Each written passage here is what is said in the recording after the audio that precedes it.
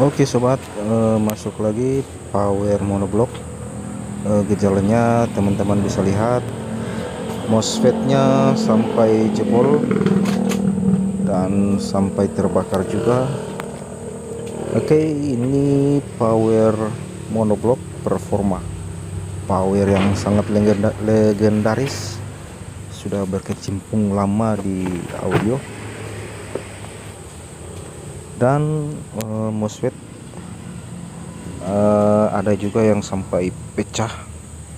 Ini kemungkinan tidak 100% yang selamat untuk MOSFET yang mendrive trafo power supply.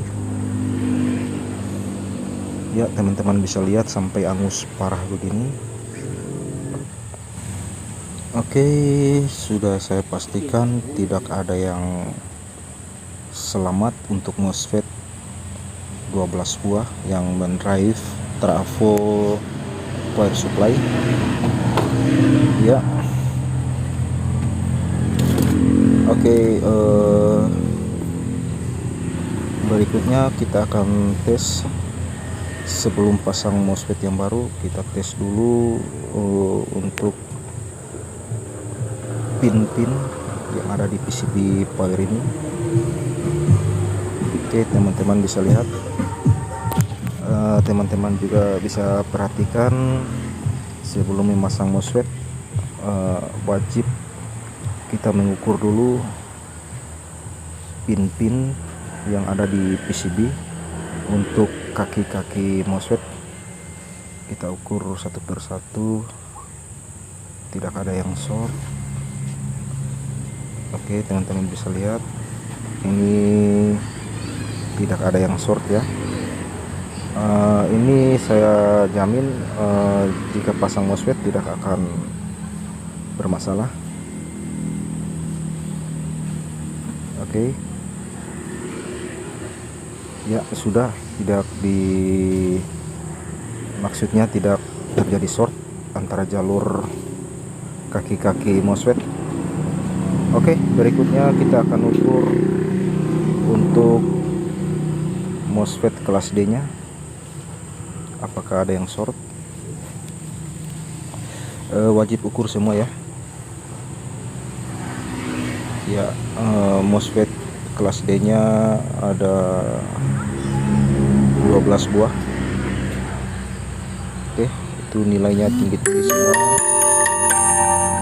Dan yang ini nilainya sangat rendah. Sudah dipastikan ada yang jebol. Oke, coba kita cek lagi. Teman-teman bisa lihat ya, ini sudah dipastikan ada yang jebol. Kita ukur di kaki tengah kaki MOSFET dan ukur di samping-samping kakinya. Oke, ini kemungkinan ada 3 buah yang jebol. Ini jebolnya sampai mengakibatkan MOSFET untuk supply ke trafo power supply-nya sampai terbakar karena tidak terjadi proteksi di kelas D nya.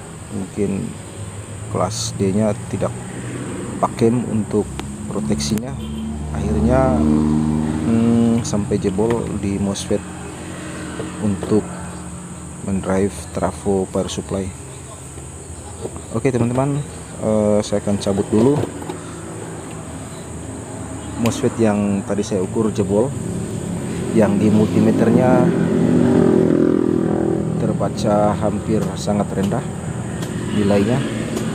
Oke, yang satu saya belum cabut, ini sudah normal, tidak terjadi short. Ini juga tidak. Coba ini kemungkinan yang ini yang short ya, teman-teman bisa lihat 0,032 itu terjadi short.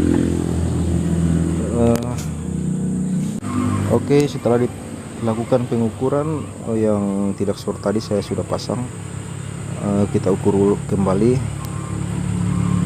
nilainya juga tidak rendah, 1, sekian. Ini multimeternya pakai multimeter ukuran dioda ya teman-teman, dan sudah dipastikan tidak bermasalah di MOSFET untuk kelas D nya karena nilainya diukur sangat tinggi, tidak terlalu rendah, dan dipastikan MOSFET ini aman ya teman-teman. Oke, dan sekarang tinggal pemasangan untuk supply-nya, kita tes apakah hidup hari ini. Oke, di sini saya pasang 4 MOSFET saja. Nanti kalau sudah berhasil saya akan pasang semua. Dan di sini juga saya belum pasang juga untuk MOSFET kelas D nya. Dan coba kita kasih supply 12 volt ya teman-teman. Ya, kita kasih supply 12 volt. Apakah hidup power ini? Oke, kita coba. Ya, di bawah terbaca 0,9 ampere, dan ini saya pastikan tegangan masuk ke mesin sudah, saya jamin sudah masuk ya. Di situ terbaca 58 volt dan satunya juga 58 volt. Ini ukur di elko ya teman-teman. Oke, saya pastikan sudah masuk tegangan ke mesin power ini. Di sini saya pastikan IC ini rusak juga, cuman belum ada stoknya, jadi belum 100% power ini selesai karena stoknya juga belum ada. Ketika saya pasang IC ini terjadi drop ya di tegangan supply-nya. Saya pastikan IC ini yang rusak. Oke, sudah saya pasang dan teman-teman bisa lihat ya, saya kasih supply 12 volt dan akan terjadi short di power supply-nya. Teman-teman bisa lihat ya, sampai drop 8 volt. Ini kemungkinan ada yang rusak, dan rusaknya itu di IC ya teman-teman, yang tadi saya baru pasang. Oke, saya pastikan kalau IC-nya sudah diganti baru, pasti akan 100% bunyi power ini. Oke, kebetulan stoknya belum ada, jadi saya menservis kembali berikut ketika IC-nya ada ya teman-teman. Jangan lupa di subscribe